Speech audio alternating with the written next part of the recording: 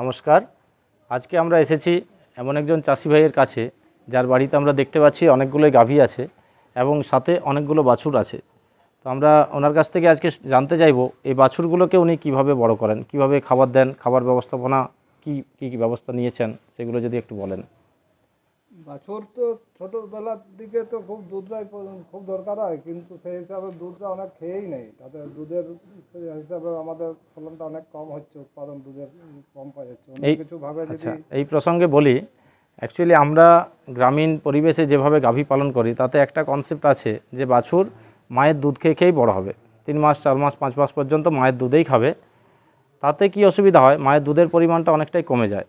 আর মানুষ গাভী পালন করে ইনকামের জন্য, যদি দুধ কমে যায় তাহলে ইনকাম কমে যাবে। সেইখানেই আমরা ছোট করে একটু বলবো যে বিকল্প খাবার হিসাবে ছোট বাচ্চাগুলোকে 15 দিন বয়স থেকে বা 1 মাস বয়স থেকে নেক্সট 6 মাস পর্যন্ত কি দেওয়া যেতে পারে।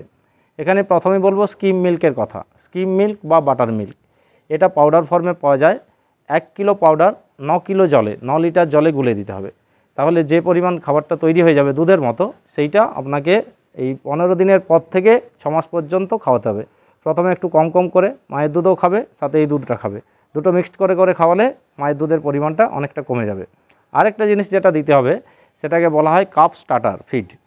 1 মাস বয়স যখন বাছুরের হয়ে যাবে, কাপ স্টার্টার ফিডটা কিছু না, বিভিন্ন ধরনের শস্য জাতীয় খাবারকে সেমি সলিড আকারে রাখা থাকে, মানে হাফ তরল হাফ শক্ত এরকম অবস্থায় রাখা থাকে। যেটাতে কি হয়, ওই কাপ স্টার্টার ফিডটাকে 1 মাস বয়স থেকে অল্প অল্প করে নিয়ে জলের মধ্যে গুলতে হবে, একটু করে মুখে লাগিয়ে দিতে হবে। প্রথমে পুরোটা খাবে না, মায়ের দুধও একটু দিতে হবে, এই খাবারটা একটু একটু দিতে হবে। তারপরে মায়ের দুধটাকে কমিয়ে দিতে হবে আর কাপ স্টার্টারের পরিমাণটা একটু একটু করে বাড়াতে হবে।